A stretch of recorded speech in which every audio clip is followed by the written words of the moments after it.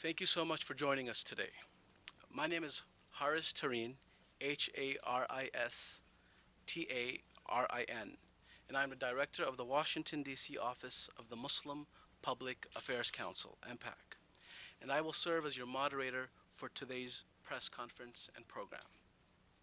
Just a few housekeeping items before we begin with our speakers. Each speaker will come up to the podium and deliver brief remarks. Towards the end of the program and the end of the remarks, I will come back up to the podium and open the floor for questions from the audience and media. I would first like, before we actually start with the speakers, to invite the Muslim Scouts, part of the Boy Scouts and Girl Scouts of America, and Rizwan Jaka, board member of the Islamic Society of North America and Adams Center, for some brief remarks. Thank you.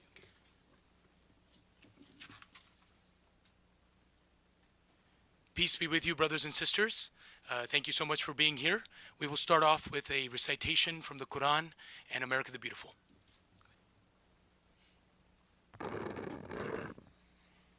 Bismillah ar-Rahman ar-Rahim. In the name of God, the Beneficent, the Merciful. O beautiful, for spacious skies, for amber waves of grain, for purple mountain majesties above the fruited plains. America, America, God shed his grace on thee, and crown thy good with brotherhood from sea to shining sea. Thank you, Scouts. Dear brothers and sisters, fellow Americans, on behalf of the American Muslim organizations and mosques that you see here today, and on behalf of the American Muslim community and all organizations and mosques in the area and in the country, our hearts and our prayers and thoughts today, this eve, right before the 13th anniversary of the horrific attacks of 9/11, our hearts and thoughts and prayers are with the victims of 9/11, the families of 9/11. As all Americans, we were affected by that horrific tragedy. We condemn terrorism and extremism, and we pray for the safety of our country, and we pray for the safety and peace around the world. We ask everyone to take a moment of silence to remember the victims and pray for the victims and their families.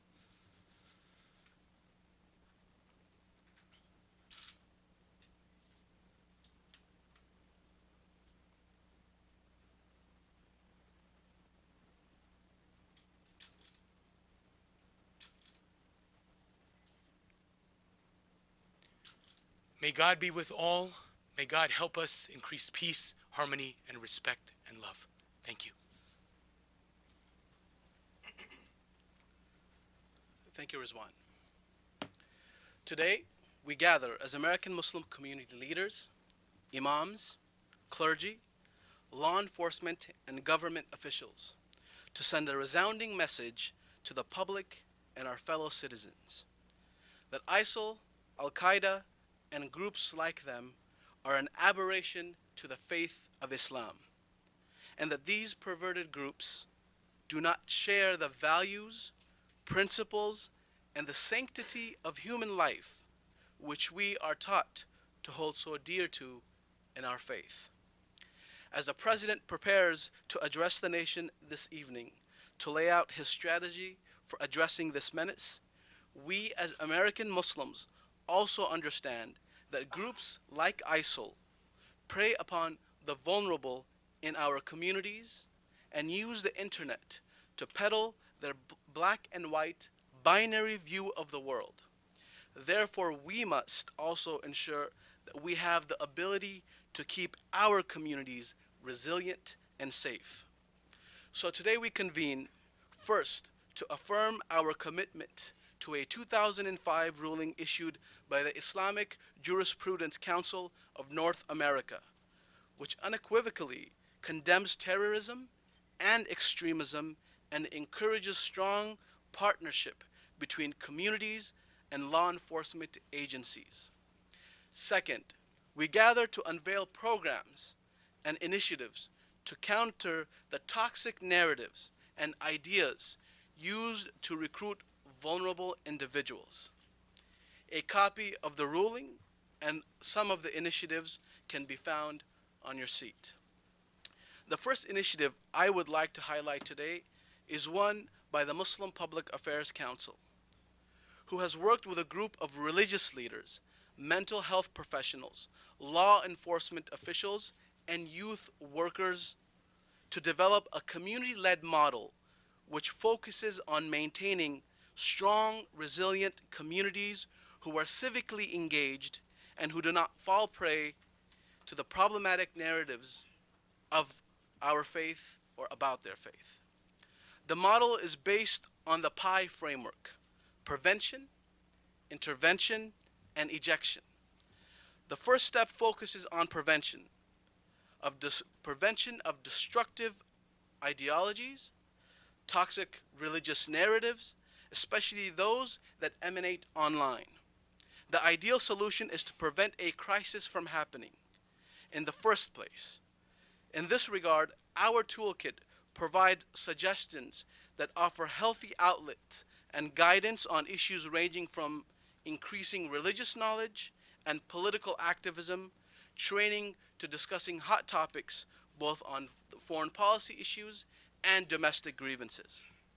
The second step includes intervention by working with individuals who may be traveling down a dangerous path before they commit to violence. Not every case of extremism has to end in an arrest or a sting operation or someone getting hurt. We believe that the best approach in these situations, based on our research, is similar to plans created by schools and universities to prevent violent tragedies, such as the Columbine High School tragedy and Virginia Tech University. The last resort is ejection. If there is no way to convince an individual to move away from an act of violence, communities should work towards safely removing that individual from the congregation and contacting law enforcement agencies. So our message is clear. The American Muslim community is no place for these twisted ideologies to find a home. The community has in fact worked closely with law enforcement agencies throughout the years to address this problem. And let me close with two other points. The first is that violent extremism is not a pervasive problem within the American Muslim community. Yet the impact is huge. American Muslims, like all of their fellow citizens, are an integral part of the American fabric.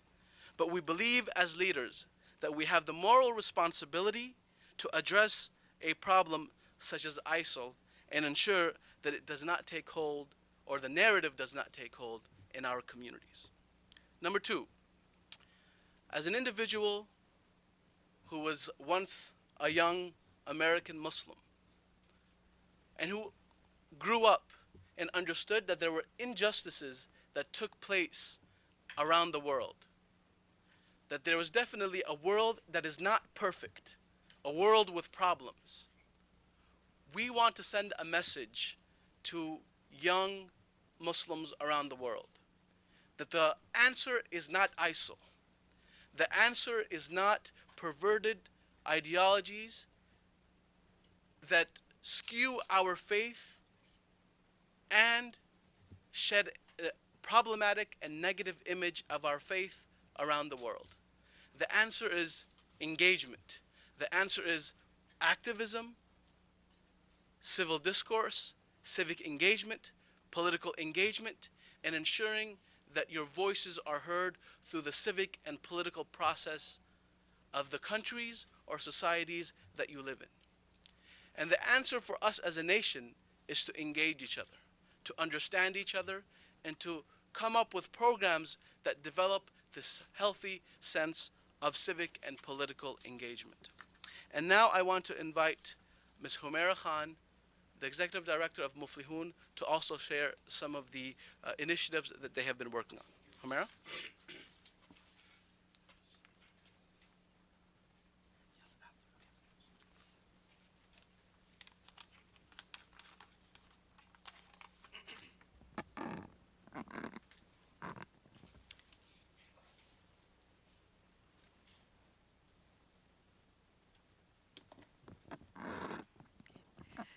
Good morning.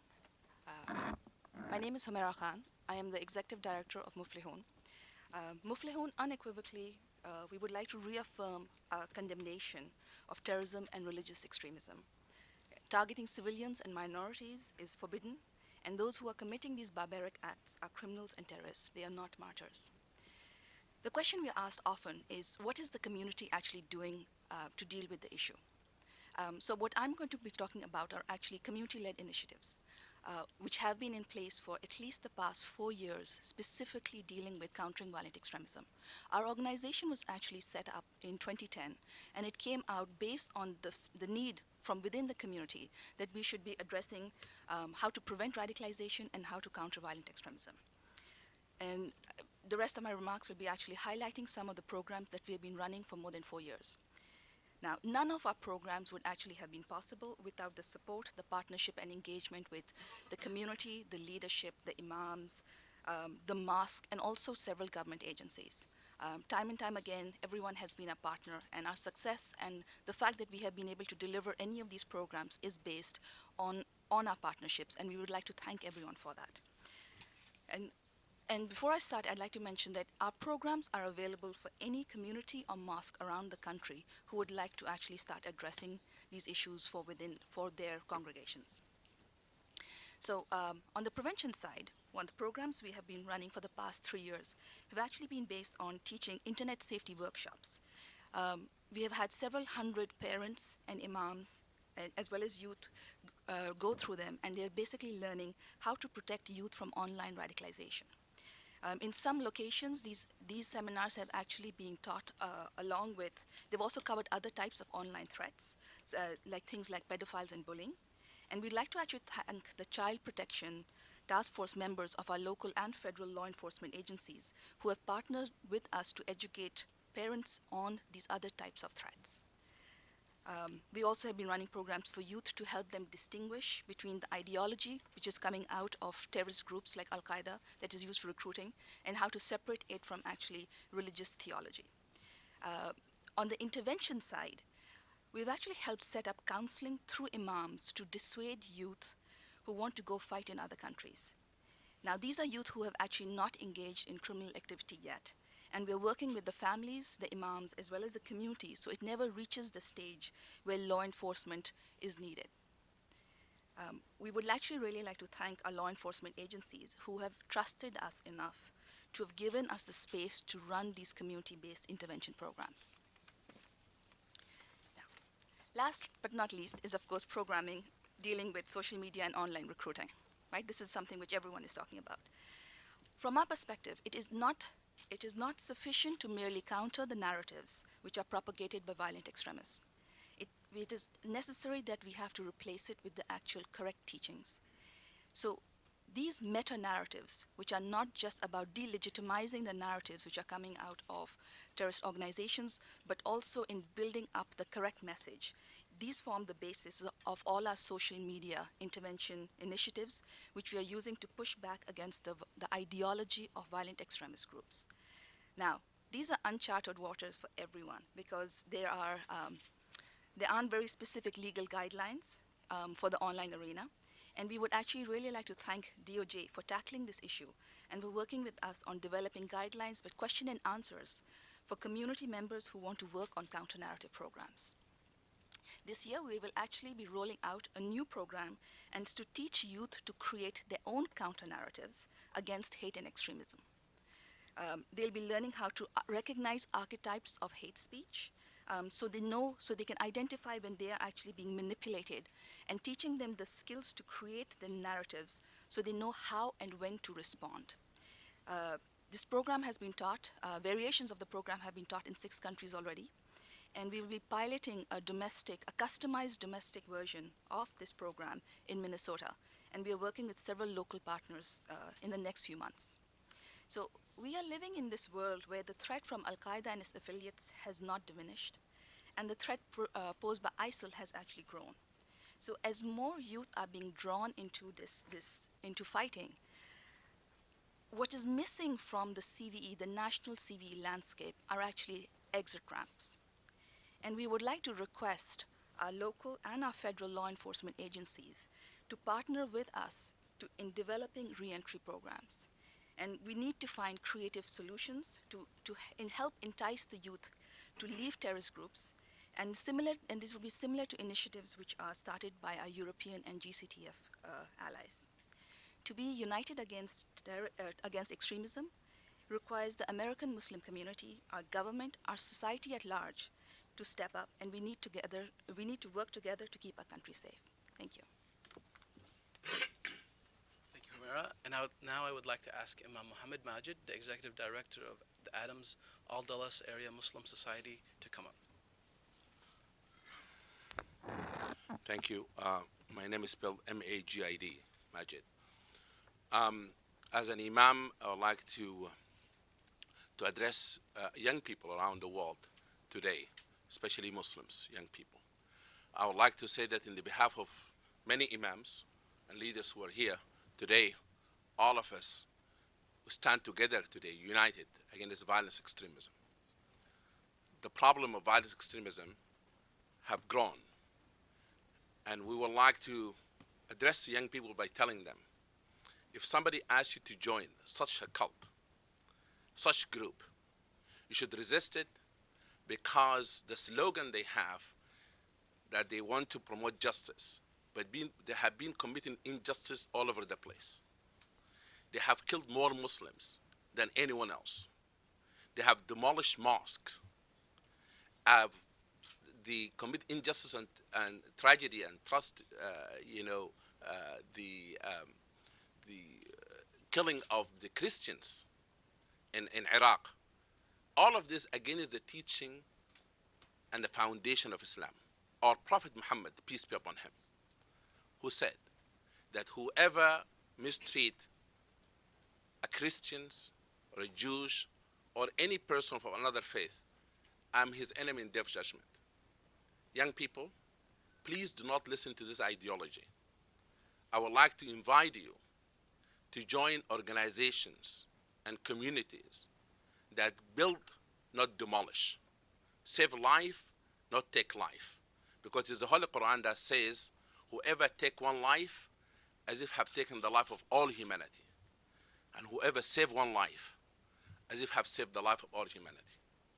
We are the imams, will be in the front of fighting such ideology, will be teaching our community how to prevent youth and young people from joining such group. We will set programs and we'll speak in our sermons and classes around this issue of the ideology of hate. I would like to say that in behalf of the imams who are gathering here today, we are committed to teach the meta-narrative, not the alternative narrative. The real narrative of Islam is a teaching of peace, of love, of care, of saving life, not taking lives. Thank you. Thank you, Imam Majid. And now I want to ask briefly Cardinal McCarrick, one of the most respected men of faith in our nation, to come up and share his thoughts. We as American Muslim communities stand together, but our partners in other faith communities also stand with us to ensure that there is not an environment of hate and an environment of suspicion. Because what we talk about, every speaker talks about partnership. We cannot be partners and suspects at the same time. And so we partner with not only law enforcement and government agencies, but with our fellow Americans to address this issue. Cardinal McCarrick.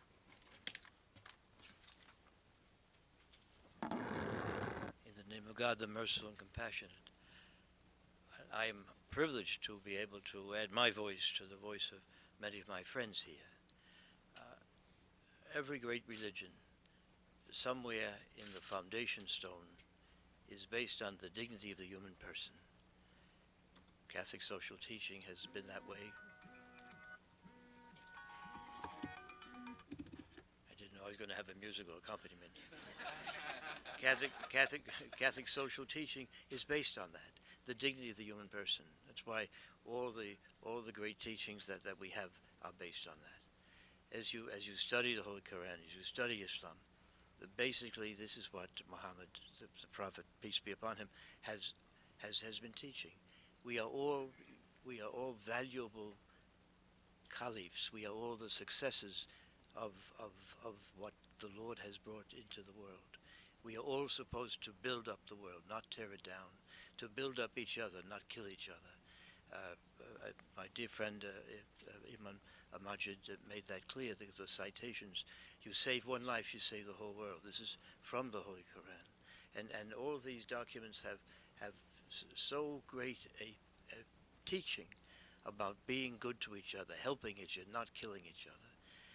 The truth of the matter is that in these terrible massacres of the Islamic State, most of the victims have been Muslims.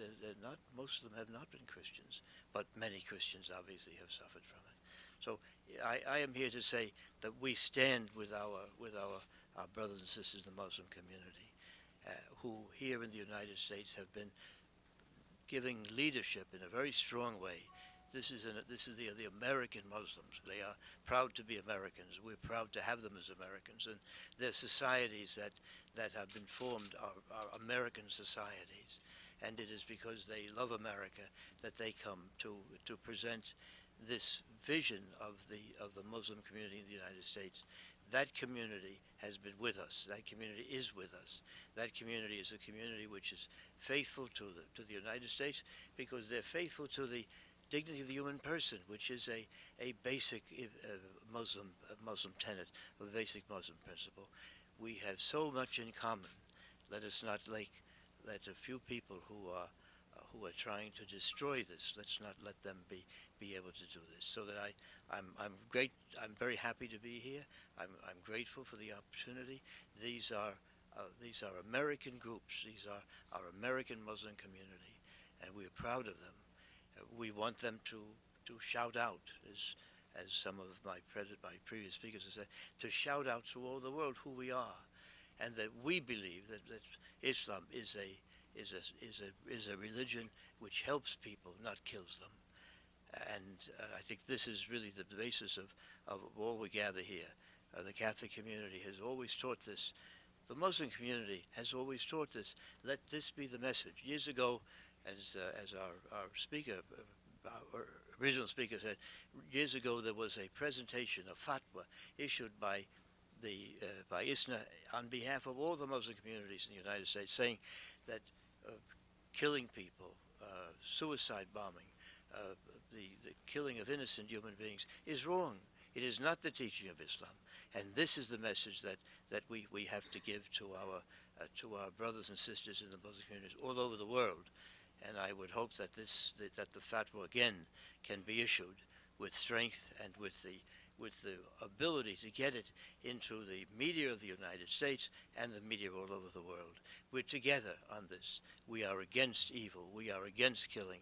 We are against destruction. We are against hypocrisy. We are against people trying to destroy other people, Muslims, Christians, whatever their faith. And it is that which unites us and always will. So God bless you in this work that you're doing.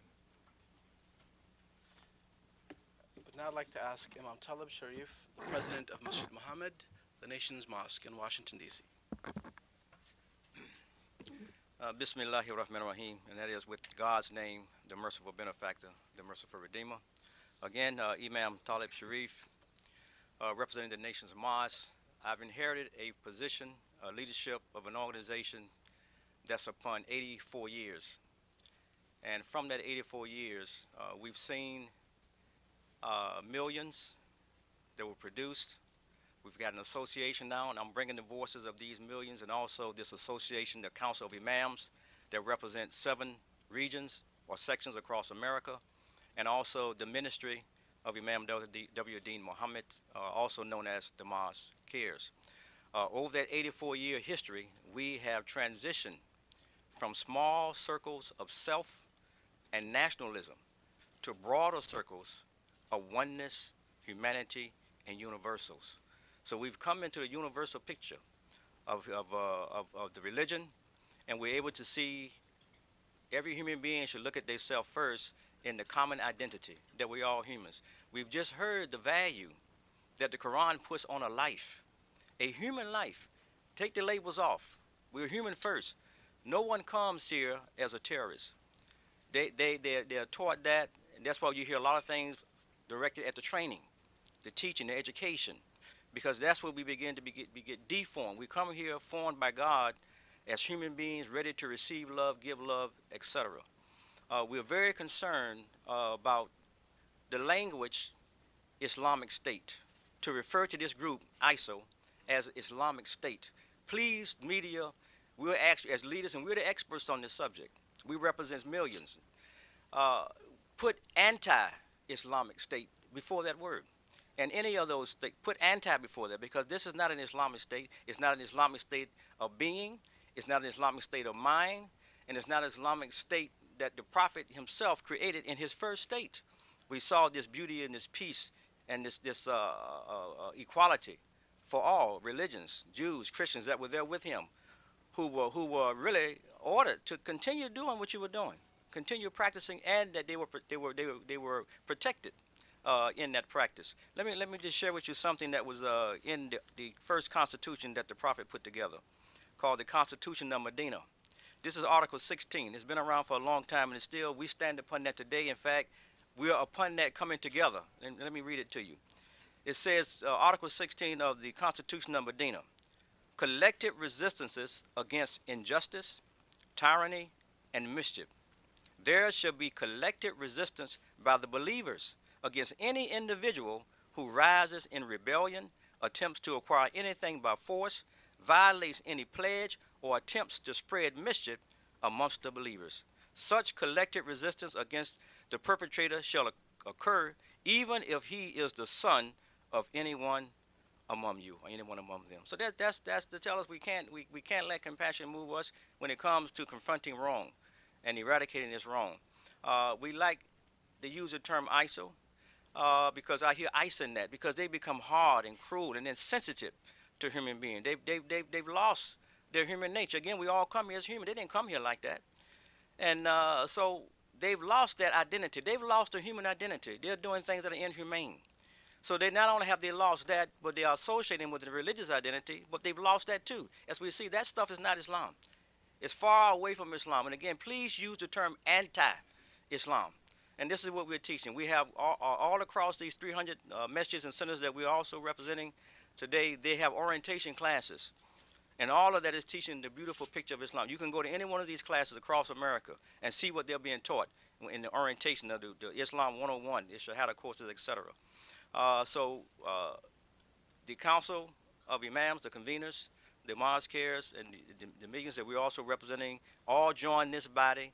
And we also want to say from the same group that we extend our condolences to the families of all the victims, current and in the past, that have been affected by these atrocities, by these inhumane, barbaric behavior. And we see them, we see all of the victims as unwilling martyrs, you see, and their sacrifices will not be in vain. Thank you. Thank you, Imam. And now I'd like to ask Mr. Azhar Aziz, the President of the Islamic Society of North America, to say a few words. Assalamu alaikum, greetings of peace. My name is Azhar Aziz, spelled as A-Z-H-A-R. Last name is Aziz, A-Z-E-E-Z. As we approach the 13th anniversary of the tragic and horrific terrorist attacks of 9/11, the Islamic Society of North America reaffirms its continued commitment against terrorism and religious extremism. There can never be any religious justification to the killing of civilians and the destruction of civilian infrastructure. Those misguided few who commit such acts are criminals and not martyrs. It is our religious duty to continue to denounce any group who commits terrorist act and blatantly disregards the sanctity of life, whether it be the so-called, now I'm going to say anti-ISIS, Al-Qaeda, Hezbollah, Boko Haram, Al-Shabaab, and other similar groups. We will continue to reiterate that the actions of these groups has no basis in the teachings of Islam. We would also like to make clear that our faith, which is practiced by around 6 to 7 million people here in the US and over 1.5 billion people around the world, in no way supports nor condones the action of these terrorists. Terrorism in all its form is un-Islamic. The religion of Islam should never be associated with terrorism and extremism, and the mainstream Muslim community should never be looked at as a group to be suspected and feared. Our civil rights and freedom to practice our religion should never be compromised due to the actions of extremists who do not represent us. That is why today we join with other American Muslim organizations, religious and community leaders in denouncing the new waves of extremism and terrorism being committed by these groups and forming partnerships in providing a positive and constructive ways in addressing religious extremism. The Islamic Society of North America, ISNA, is the largest and the oldest Islamic umbrella organization in North America. Its mission is to foster the development of the Muslim community, interfaith relations, civic engagement, and better understanding of Islam. Thank you. Thank you, Mr. Aziz. And so we're going to ask for your patience as we go through all of the very wonderful and wise statements that are coming out of the various institutions and individuals. Now I would like to recognize a few government and law enforcement officials and also ask a couple to come up and make a few remarks. With us today is Mr. Rand Beers. Mr. Beers is Senior Advisor to President Obama and previously served as Acting Secretary for DHS, the Department of Homeland Security. Also with us is Mr. David Gersten. He is the Coordinator for Countering Violent Extremism at the Department of Homeland Security. Also with us is Mr. Kareem Shora, Section Chief for the Community Engagement Division of Civil Rights and Civil Liberties at the Department of Homeland Security, and Mr. Seamus Hughes of the National Counterterrorism Center. We also have Mr. Christopher Hines of the Loudoun County Sheriff's Department. And now I would like to ask Mr. Beers to come up and make a few remarks. Mr. Beers? Thank you very much, and it's a pleasure to be here. I just want to emphasize the themes that others here are expressing far more eloquently than I can. It is absolutely critical that civic engagement and discourse be a part of this.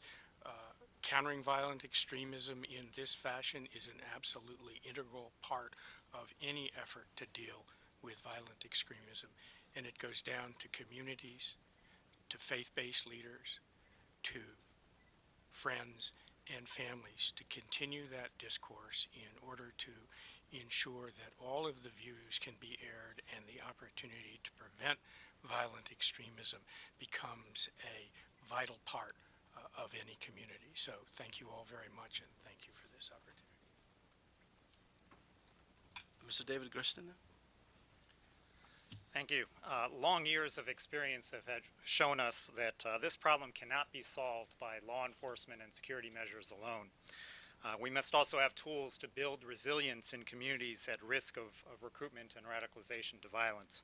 Local communities are the front line of defense and response and are essential in addressing foreign fighter recruitment, especially as Syrian-based groups look to target Westerners. Local law enforcement authorities and community members are often best able to identify individuals and groups exhibiting suspicious and dangerous behaviors and to intervene because they commit, whenever they commit an act of violence and attempt to travel overseas, it's often those local communities that are in the best position to notice those behaviors. DHS, the Department of Homeland Security, works with local law enforcement to build on community-based activities to strengthen resilience in communities targeted by violent extremist recruitment and to undermine those narratives used by foreign fighter facilitators that we've been seeing so much in social media lately. DHS encourages community partners as a part of a national strategy to empower local partners to stop violent extremism, and applauds efforts like these, efforts that have been described here in some detail today that are aimed at addressing this issue. Thank you.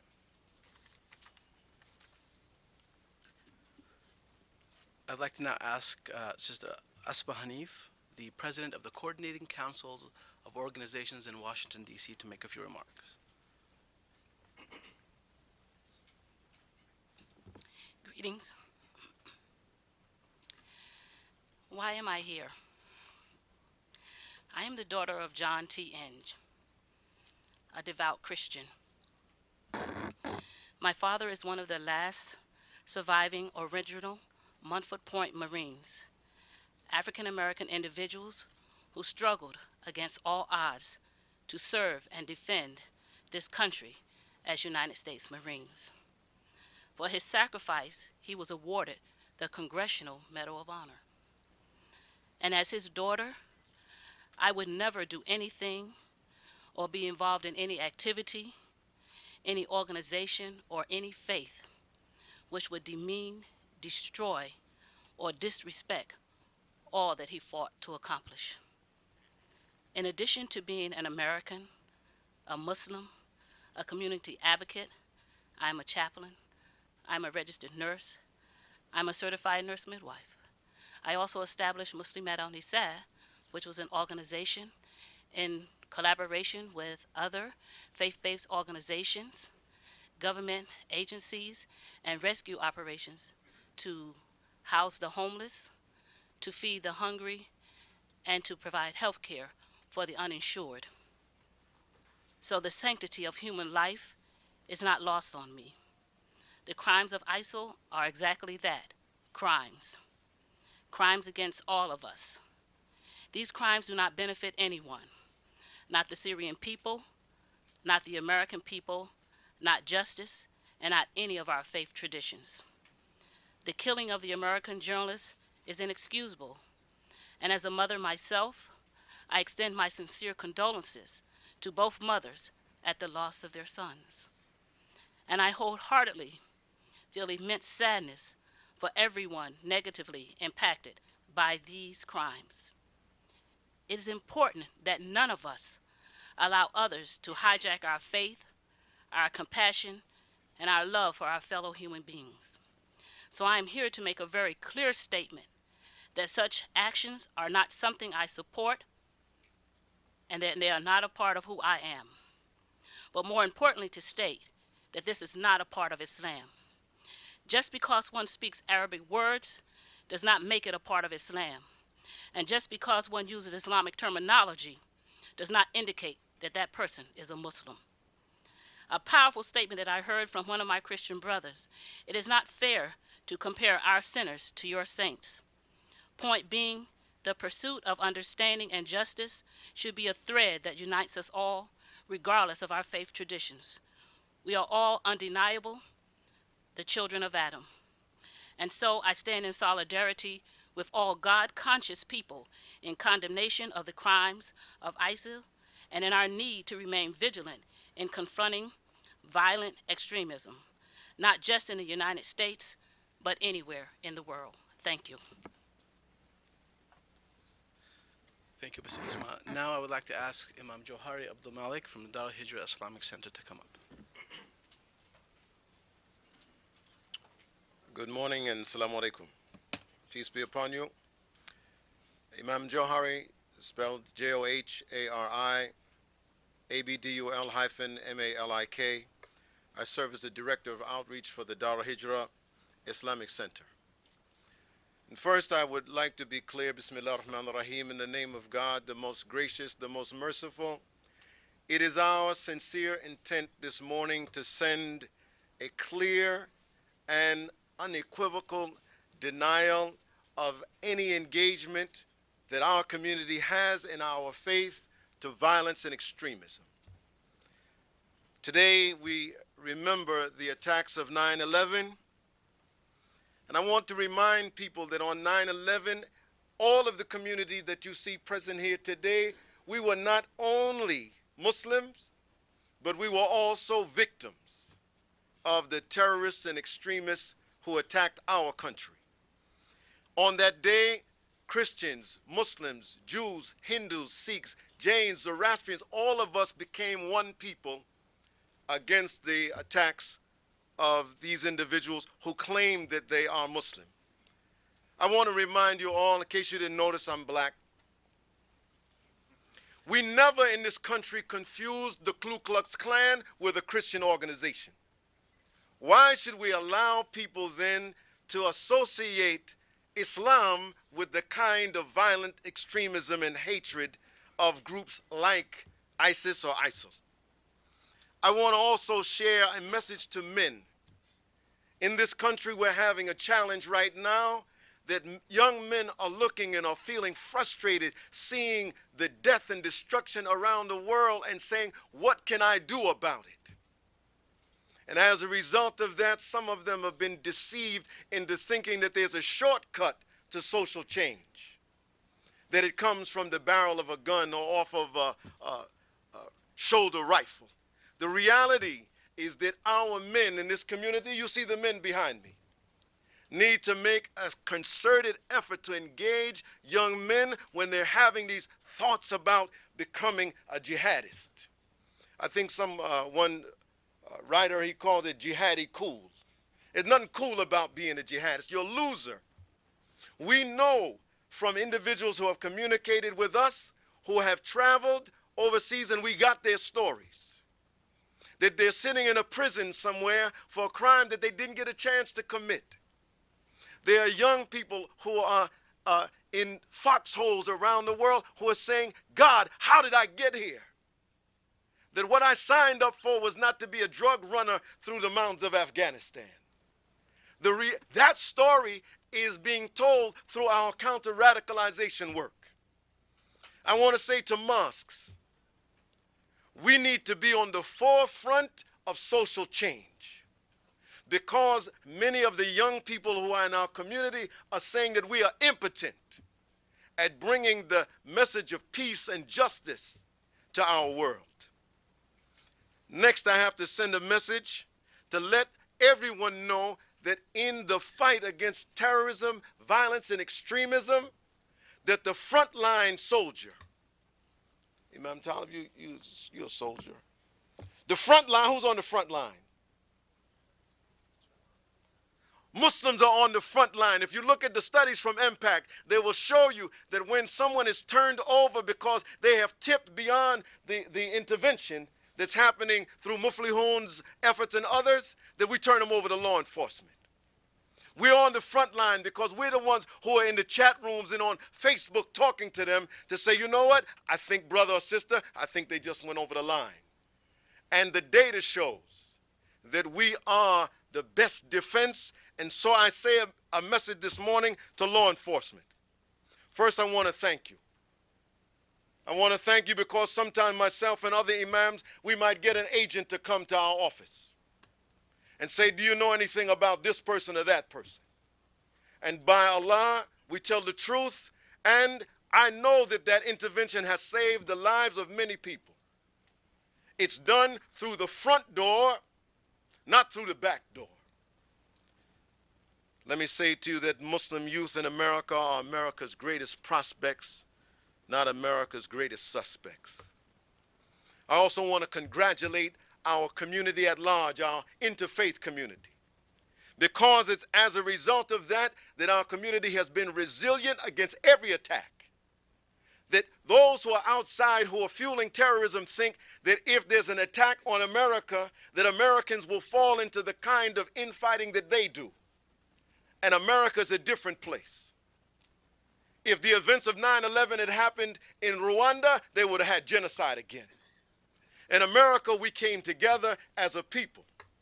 And so I'm saying to you today, do not let the actions of a few condemn the many. We are going to continue in this fight, and we ask the Almighty to bless all of us on the anniversary of 9/11, that we become a greater people and that we join together in the fight against violence and extremism. If you agree with me, say amen. Now I'd like to ask Imam Zia Makhtoum, the Imam at the Make Space Center and the Executive Director there as well. Imam Zia? He's out. Okay. He didn't have the patience to stay with us. But they're doing great work. They're doing great work. I would now like to ask Mr. Rafi Ahmed, the chair of president of the Muslim Association of Virginia. Good morning. My name is Rafiuddin Ahmed. I'm the president of Muslim Association of Virginia. My name is spelled R-A-F-I, middle name U-D-D-I-N, last A-H-M-E-D. These horrendous actions do not represent Islam. ISIL, these people are not these people are criminals, and they're hijacking the religion of Islam and the fabric of its teaching, and the every word, the meaning of Islam, derives from the word peace. Nothing is peaceful about these people, and I will never stand by it. I stand by my faith. American Muslims are deeply disturbed by the action of the group ISIL. These abhorrent actions are denounced by the peaceful religion of Islam. In the Quran, it states, "Whomever kills a soul as if it has slain mankind entirely." Al-Medina 5:32. If these barbaric people even knew only half of their religion and practiced it according to its correct teachings, they would never dare come close to a weapon with the intentions of harming anyone. ISIL is an epidemic spreading across the Middle East. And just like in any disease, they are murdering without regards of innocence. A loss of life, regardless of race or religion, is a true tragedy. As the President will be addressing our nation tonight, I ask the President and the world leaders to contain this epidemic of ISIL. Thank you. Our next speaker is Dr. Maqsood Chaudhry, chair of the McLean Islamic Center. Good morning, everyone. Assalamu alaikum. Peace be upon all of you. I am Maqsood Chaudhry on behalf of McLean Islamic Center. I support this effort. We have our president, Brother Mohsen. I would like him to give the remarks. Thank you.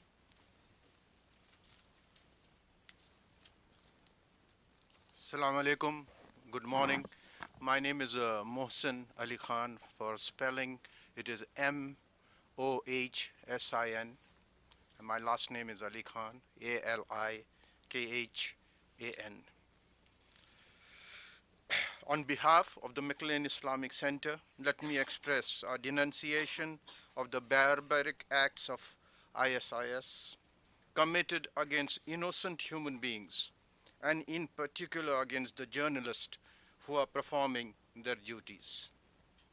The acts by ISIS are not only against basic human principles, but against basic tenets of Islam. These acts of terrorism and extremism have no place anywhere in the world. What ISIS is exhibiting is not Islam, but a bunch of psychopaths bent on creating havoc using the pretext of Islam. Our deepest condolences to the families of the two fellow American journalists who were butchered for merely doing their job. Our deepest concern for fellow Americans and others that are being held captive by these butchers. We would like to reassure fellow Americans that we are an integral part of the American fabric and will work with the law enforcement and anybody else to combat terrorism and extremism in our midst. The McLean Islamic Center reaffirms its condemnation of terrorism and these barbaric acts. We will do whatever we can working to combat this in our midst. We are deeply concerned, as our fellow Americans are, of these unfortunate developments. And you can count on our cooperation and support to eradicate these IS criminal thugs and other terror groups. We seek Allah to grant us strength and resolve to help eradicate terrorism. MIC would like to remember the victims and families on the 13th anniversary of the 9/11 acts of terror. Once again, we share in the sorrow with the families of more than 3,000 fellow Americans who lost their lives to terror, which included many Muslims. May Allah guide us all to combat terror and help us bring peace. Allah bless the United States of America. Thank you. Assalamu alaikum. Thank you. And I would like to ask Imam Faisal Khan, Imam of the Islamic Society of Washington. Thank you very much. Peace and greetings. My name is Imam Faisal Khan, spelled Faizulkhan. Our community at ISWA, Islamic Society of Washington area, is alarmed by the new threats posed by the so-called Islamic State, ISIS, which has shocked the conscience of the world with its slaughter of civilians and the criminal acts they have committed in the name of Islam. ISIS, like Al-Qaeda, has a warped militant religious ideology that violates Islam's basic tenets. The decision before this community is this: either we reject the Islamic State and others associated with violent extremism in the clearest possible terms, or we allow them to become the face of Muslims. If we don't do something now, something constructive, something that changes minds and hearts, that image will be the world's perception of us for years to come. I close with the words of the Quran, Surah 8, verse 162. If they incline to peace, make peace with them, and put your trust in Allah. Surely He is hearing the knowing. Should they seek to deceive you, Allah is all sufficient for you. He has made you strong with His help and rallied the faithful around you. Thank you. And I would like to call up Imam Zia Maktoum, the Imam of the Make Space Community Center. Assalamu alaikum. Good morning.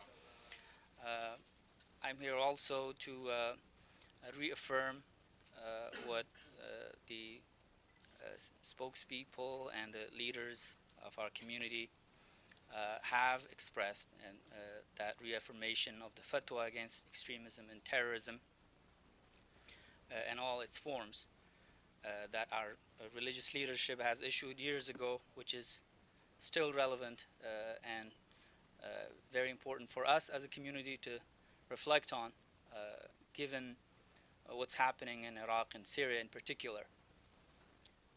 This group, as you all heard, has nothing to do with the teachings of Islam, with the Quran, with the Prophet, peace be upon him's teachings. And we're all here in one voice, with one voice, unequivocally condemning this group, ISIS, ISIL, or IS, whatever they call themselves. And we, despite our differences and our diversity of opinions, this is one of those things that brings our community together. There is no justification whatsoever, despite whatever grievances we may have as communities here or abroad, for the kind of brutality that ISIS is committing against fellow Muslims who don't agree with them, and against minorities that are not Muslim, such as the Yazidis and Christians. We condemn that, and we all agree without a doubt, without a shred of doubt, that all of this goes against the teachings of Islam and against what our Prophet, peace be upon him, taught us. Here at home, our community's leadership has been at the forefront of fighting extremism and extremist ideology from the pulpit, and we have been at the forefront of this effort. And we would like this to be recognized more by the media in particular, because a lot of the time we hear questions about our leadership in our community as to where they are and why they're not speaking out. Not only are we speaking out, we're doing a lot to curb extremism and terrorism, and to dissuade and to discourage community members, in particular our youth who may be impressionable, who may fall for the propaganda of Al-Qaeda and ISIS and other groups, to not fall for that. And those efforts should continue, and we will continue our efforts. The organization that I'm honored here to represent, Make Space, we are a youth-based organization focused on youth, and one of our main aims is to teach our kids and our youth moderation, love, compassion, civic engagement, which are the basic teachings of Islam. Despite whatever grievances we may have, there is no justification whatsoever for our youth in particular to join one of these groups or to support them. Thank you for your time. Winding down here, so we're almost done. Now I would like to ask Mr. Najib Muhammad, President of the First Hijra Foundation, to make a few remarks. Assalamu alaikum. Bismillah, alhamdulillah, wa salatu wassalamu ala rasulillah. In the name of Allah, most gracious, most merciful, I represent the community of the First Hijra Foundation. First Hijra is the first migration of Muslims, the companions of the Prophet, peace upon him, who went and was received by a Christian king, whom the Prophet sallallahu alaihi wasallam said, "My brother." Islam was protected in its infancy by a Christian king. And when we see this extremists out of line, so-called Muslims, commit crimes of killing Christians, Jews, or any other religious group, we are incensed. We condemn this. We'll be working with our American Muslims communities to fight this kind of extremism, not only in the United States, but throughout the world. Please, all of us should work for peace. There is no other way to live in peace except working for it. And we also agree with the fatwa the Muslims community gave here to condemn this kind of terrorism and extremism. We'll hold hands with our brothers and sisters in the American community Muslims, and we'll work with them in order to bring peace. Thank you very much. I'd like to ask Mr. Arif Mustafa, the President of the Indonesian Muslim Association in America.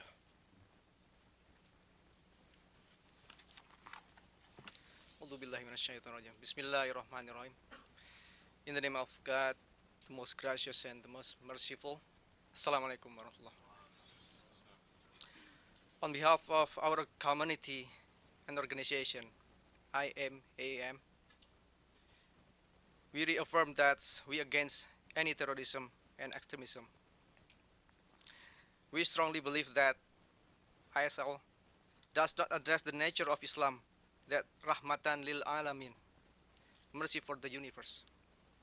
Otherwise, ISL approach is concerned violence, killing an innocent civilian.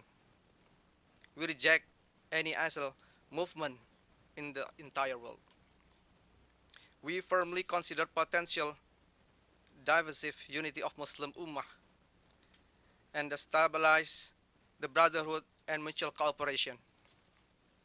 We strongly condemn any extremism, terrorism in the name of Islam. We call upon Muslims to not be provoked by the agitation and provocation by ISIL. And then we invite all Muslim families to raise awareness and make efforts to prevent the development of any radicalization throughout the country in the United States. Thank you. You know, according to Pew, American Muslims are the most diverse religious community in America. And you see a reflection of that diversity up on the stage. So this is great. This is wonderful. Our last speaker is Mr. Ahmed Bader with the United Voices from Florida. Good morning. Ahmed Badir, A-H-M-E-D, last name B-E-D-I-E-R. I'm the president of United Voices for America. And 13 years after 9/11, I find this scene too familiar, where Muslims came together to denounce the events of 9/11. And since then, they've been denouncing and condemning group after group, whether it's Al-Qaeda in the Arab Peninsula, Al-Qaeda in Al-Maghrib, Al-Shabaab, now ISIS. And it just, the nation continues to see, and of course, it's a lot of times it's fed by and led by media personalities and politicians who continue to point the fingers at the Muslim community. We remember the famous hearings that Peter King held, asking whether the Muslim community is radicalized or radical, and is Islam the problem? In my opinion, Islam is not the problem. And Islam did not produce ISIS. Islam is not the problem. Islam is the solution for those communities. There's a lot of studies that show the more religious people are, the more less likely that they're going to turn to violence. There's a lot of research done on that. Islam is not the problem here. It's the failed policies that are the problem. 13 years after 9/11, we have more terrorism today than we had after 9/11. Before the war, the invasion in Iraq, there was not a single Al-Qaeda member in Iraq that we've heard of. There was not a single suicide bombing. There was not a single ISIS member, or we never even heard of ISIS. Yet today, the whole region is engulfed with violence and terrorism. And of course, as the President addresses the nation tonight, we're hoping, or at least I am, hoping to hear a solution that goes beyond just airstrikes. Because those failed policies of using drones and using other terrorism tactics to fight terrorism is not working. There has to be a longer-term approach, and you have to work with what's happening there. It wasn't Islam that's the problem, it's the failed politics in the region. Whenever you don't have democracy and freedom, the alternative is violence. Imagine if we didn't have Congress here in America, and we didn't have the checks and balances, and we didn't have a constitution, we didn't have institutions where we can participate. People would likely turn to violence in this country. In fact, I've heard several senators before say that Congress is an alternative to violence. So when we see what's happening in Iraq and the vacuum there, of a political vacuum that exists, that has, in my opinion, contributed to that. It wasn't Islam. Islam has been there for 1,400 years and ISIS did not exist, and has always been a stabilizing force in the region that brings peace and other things. However, these policies that are happening are contributing, and we can't expect, the public can't expect the Muslims, us civilians, to do the impossible, to fight and defeat ISIS for the world. We're civilians, we can speak out against them, and it's our responsibility. We should denounce them. Because again, I don't want to even say that they're anti-Islamic, because they have nothing to do with Islam. So for us just to even condemn them or to denounce them somehow, gives them some sort of legitimacy. And finally, we shouldn't call them the Islamic State, because they're not. Imagine if a group of criminals somewhere in the world, whether it's here or anywhere, decides to call themselves the Catholic State, and they start beheading people and killing people left and right. Will the media go out and start calling them, hey, the Catholic State beheaded somebody today? No, because everybody knows the authority for the Catholic State where it exists. So again, these are criminals. Many of them were born in Abu Ghraib. The current self-proclaimed leader of them was in Abu Ghraib, served time there, and there's documentation to prove that he was there in Abu Ghraib during the time where they had all those scandals of torture. 15 of the top generals, he has 19 or 20 generals, 15 of the top generals are former Ba'athist regime Saddam Hussein generals.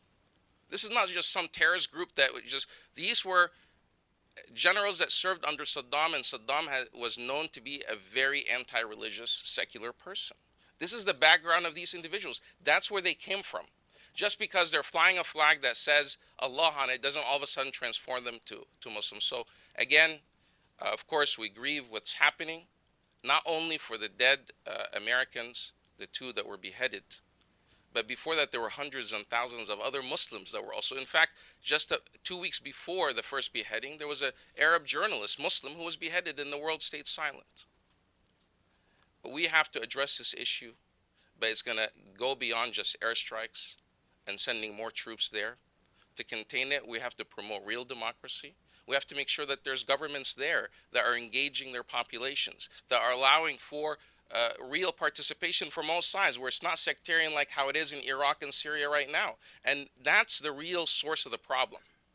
And if there are ways for people to participate in their governments and in their democracies and have freedom of religion, they're not going to turn to any sort of violence. Again, I'm not justifying any of that. It's inexcusable. It should never be, because in Islam, the ends don't justify the means. Whatever goal that they have, they can never go outside the limits and guidelines of Islam. However, we have to make sure, we have to help the situation, make sure to ensure that the reality is on the ground, that there's real democracy, real freedoms where everyone can participate, where even people that are militants will eventually drop their weapons and decide to join the political process, because that's going to be better for their future. But right now, some of those people that are going there, right now, ISIS is 75,000 troops strong. It's not just some terrorist group anymore. They're an actual military. And they're going to continue to grow unless you address the political problem there as well. And that's not just changing the prime minister from Nur al-Maliki to someone else. Finally, here at home, I encourage all those that are concerned with ISIS, not just to condemn them, but to also do the civic engagement and the great work, for example, that MPAC, ISNA, our organization is doing, to get the young people involved in the political process. Beyond, if you have a grievance with what your government, and I have a grievance with what my government is doing as far as their policies overseas with drones, etc. But violence is never the answer. We have an opportunity here in this country that we can engage and lobby our government, put pressure on them, tell them and help them and advise them to do the right thing. And together, we'll make sure that we live in a better world that's more peaceful in that region. Thank you very much. Thank you. And now we'll open it up briefly for some questions from the audience. And then we will end the press conference. We'll go ahead and start right over there first, please. Could you please identify yourself? And if you have someone specifically who'd like. Great.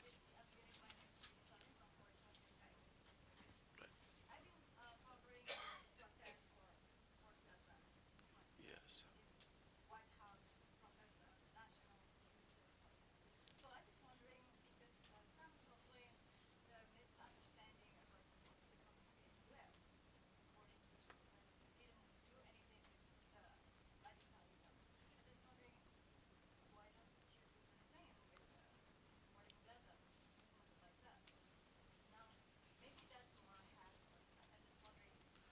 I think the question is showing outrage or public protest.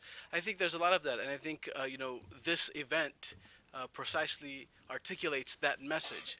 It's not just going out on the streets, but it's also speaking to our fellow Americans and our policymakers as well. That the American Muslim community unequivocally denounces ISIS. And part of what we encourage, I think, civic engagement. I think one of the main themes that ran across all the speakers was civic engagement. Civic engagement is the key to addressing any grievance, whether it's Gaza, whether it's domestic issues, and whether it's ISIL itself. We engage our government, we advise our government, and we encourage young people to be civically and politically active so that they can bring about those real changes that they seek. So I think this event here demonstrates precisely what you're saying. The leadership of the American Muslim community is standing up and pushing back against the ISIL narratives, which you heard from most of the speakers, from all the speakers, that is an extreme minority within the broader Muslim international community. So I think this event represents what you just said. Next. Yes. Please identify yourself. My name is Neil Monroe. I work for Theological. This is a Muslim organization, and I've heard a lot of statements saying we're against Al-Qaeda and ISIL. That's nice. But I'm looking for theological articles. I mean, I see you keep quoting 532, which refers to Jews, a compact on Jews. It's not a compact on Christians.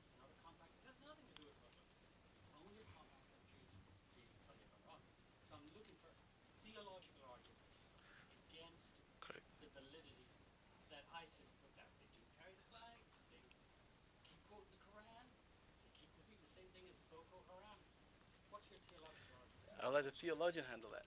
Yes. Our theological argument is that the ISIS try to say to young people, we're here to stand for justice. And everything they have done is injustice. Killing, for example, a journalist who came to Syria to report about what's taking place there is against teaching of the Holy Quran.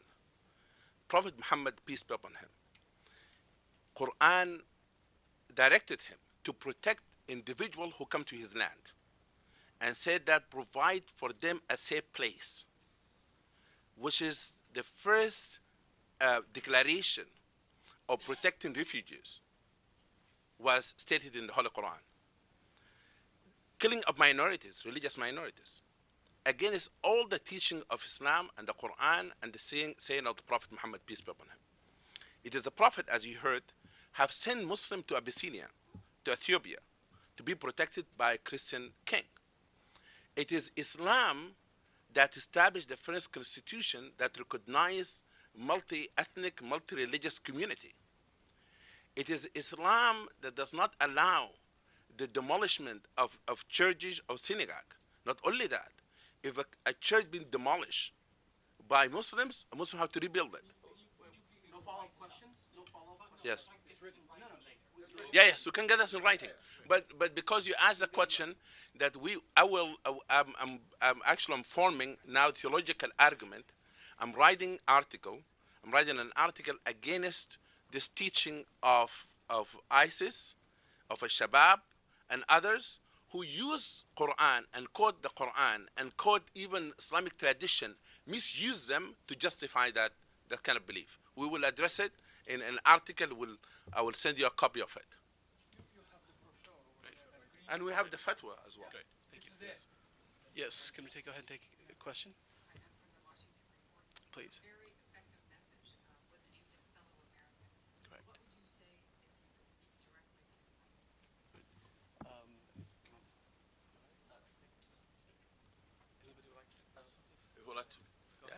I would like to.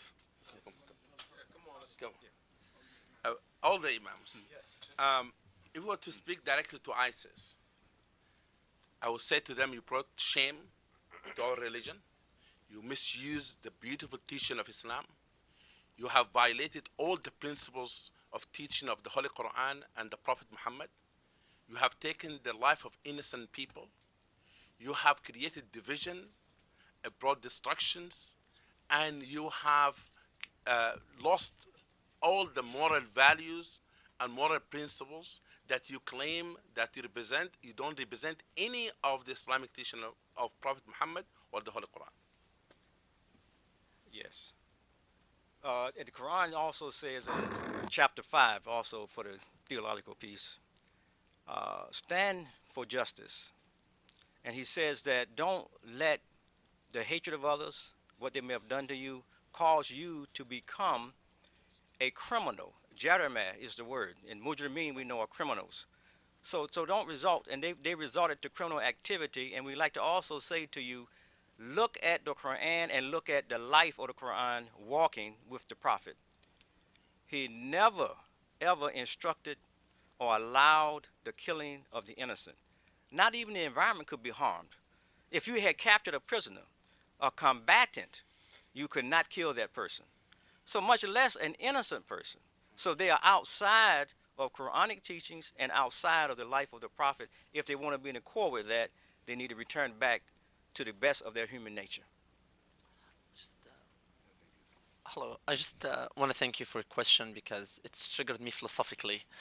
And I think we have a unanimous consensus that the people in the stage here, you see them, everyone here in this room, is literally representing the massive with the American Muslim community in the United States, and I can even say globally to an extent. The problem we're facing with a group like ISIL or Al-Qaeda is the public, the mass public of any community, any religious community, either Muslim, Christian, Catholic. The public cannot distinguish between who is a theologian and a scholar and who is just a random person. Anyone is able to quote so-and-so a religious text and speak in the Muslim community this traditional classical Arabic. The public will view him as an authority. That's in the public in general. People are to, and our job and our real mission, our message today is not only to ISIL, but to the mass public. That is not anyone, we can just listen to him. There is a tradition been established in 1400 years.